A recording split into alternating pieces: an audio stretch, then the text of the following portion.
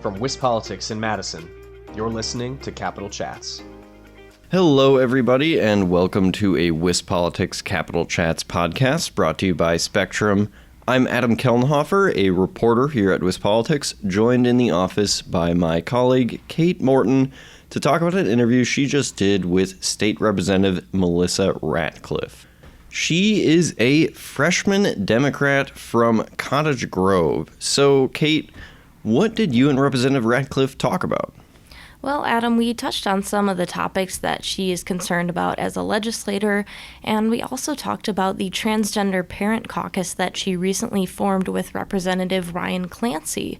So we talked about why she decided to form that caucus, and we touched on some of her concerns about access to broadband in the state as well. All right, well, let's just hear what she has to say. Well, thank you, Representative Ratcliff, for joining me today on Capital Chats. Yeah, thanks for having me. Yeah, so I just want to get off to start with, you're a freshman in the legislature. Maybe you could tell me about some of your areas of interest, things that you want to accomplish while you're in the legislature. Yeah, thank you. Being a freshman has been quite the experience of just learning new things, right? Learning how it works in the assembly and meeting the current representatives and all my colleagues. And so some of the main issues that I want to work on in the assembly are expanding access to broadband. And then transgender rights are two of my main issues. I was told when you first get in to pick your one or two areas of focus, and because there's a lot of other people working on a lot of the same issues that I am. And so broadband and transgender rights are what's important to me. Okay, well, I know you recently formed this Transgender Parent and Non-Binary Advocacy Caucus with Representative Clancy. I know this is a topic that's personal for you. Maybe you could talk a little bit about that and why you decided to form this caucus. Yes. So the caucus is so that we can fight back against the ignorance, bigotry, and violence towards our transgender and non-binary people. And Representative Clancy and I formed this caucus because we are both parents of transgender children. Which kind of gives us a unique perspective on all the anti-trans bills out there. Across our nation, there's been more than 600 bills introduced against transgender youth and transgender individuals. And we thought that it was important in Wisconsin that we have this caucus fight back against bills that we knew were coming, that are still coming, against our transgender youth. And we announced the caucus, the Transgender Parent and Non-Binary Advocacy Caucus, after one of our colleagues put forward one of these anti-trans bills. Yeah, I wanted to ask you about, I'm guessing you're talking about the bill to ban trans women in women's sports. Could you say more about that bill? What we've found is that all of these bills aimed against our transgender youth are about stoking fear in people. Transgender people just want to live their lives as themselves. They aren't trying to get into a locker room to see the opposite gender. They aren't trying to just fake their gender so that they can win at sports. What our transgender youth are just trying to be their authentic selves. And so the anti-trans bill that was put forward is just about trying to provoke fear in people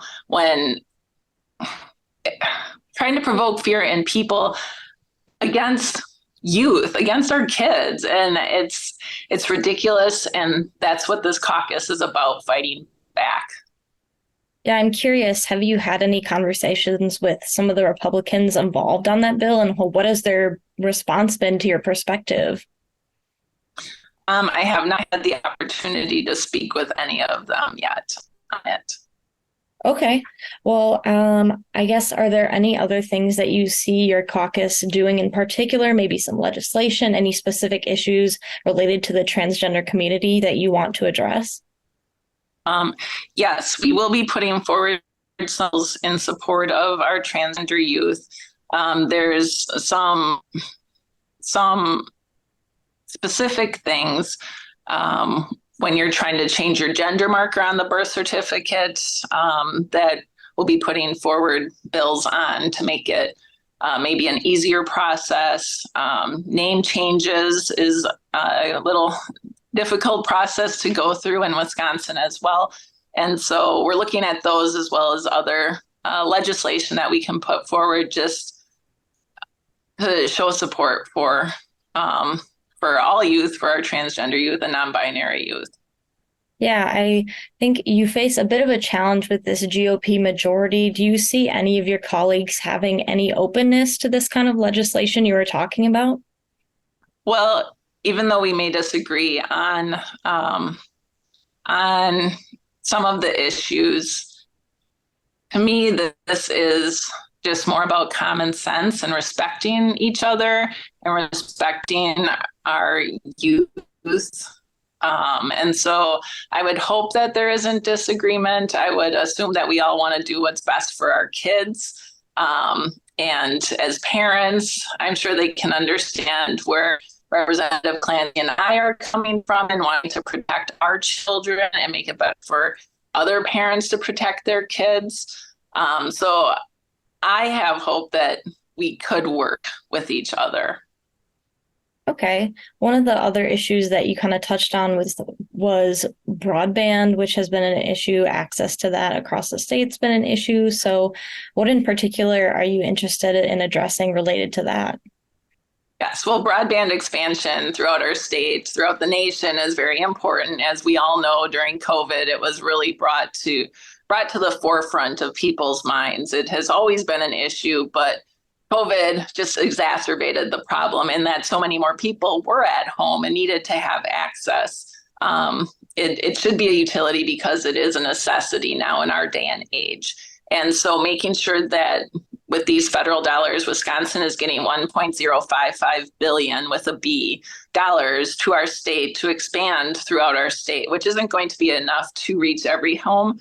But my hope is that we can use those dollars efficiently to reach the most people that we can, the most homes.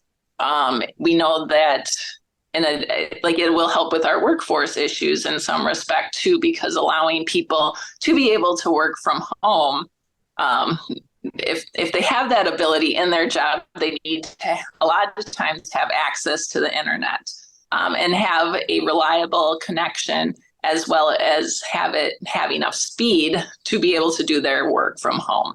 Kids need to have the speed and reliability to do their homework or to do schooling from home.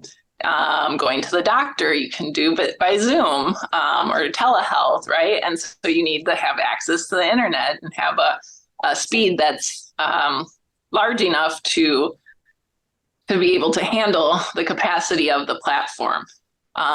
Mental health, having access to therapists online is an important tool in this day and age, because we do know that we lack access to therapists, mental health counselors throughout our state, especially in our rural areas. And our rural areas are the ones that are really lacking the ability to have access to the internet, because laying fiber in the ground is the most expensive part of expanding broadband, and our rural areas have houses that are far apart. And so that's why it costs more and why broadband hasn't been in those places. There's other ways to hit our unique geography in Wisconsin, rather than just laying fiber like through satellite or wireless options. But you also have the problem then of if you have wireless on top of a tower, if a tree branch is in the way of a house, or if the satellite goes out, you don't have the access. So there's all those different issues that we need to work on. And then I'm excited that I was appointed to the governor's task force on broadband access to be able to put forward the recent recommendations, the third set of recommendations And there'll be bills coming forward too for making it, I think, for the process for the Public Service Commission to be able to award grants, to give a little bit more not really rules, but just make it more defined on how the grants should be given out, and maybe a little bit more oversight with them then. Okay, well, thank you, Representative Ratcliff. Before we wrap up, is there anything else you want to touch on about the issues you care about? Yeah, so broadband is a nonpartisan issue, right? Like, I think that we all want our people to have access to the internet, to be able to participate in the facets of daily life in the 2020s. And so I think this is an issue that I'm going to be able to work with my colleagues on and get something done this session. And also, we all want what's best for our kids. So transgender rights are an important issue that I'm looking forward to working with my colleagues on as well. All right, Kate, thanks for bringing us that interview. It was very interesting to hear what Ratcliff had to say about transgender kids and expanding broadband in Wisconsin. If our listeners want to read more info about either of those two subjects, they can head over to our website, wispolitics.com, and on the broadband issue, they can actually head over to wisbusiness.com too. But for now, I'm Adam Kelnhofer. I'm Kate Morton. Thanks for tuning in to WisPolitics Capital Chats, brought to you by Spectrum.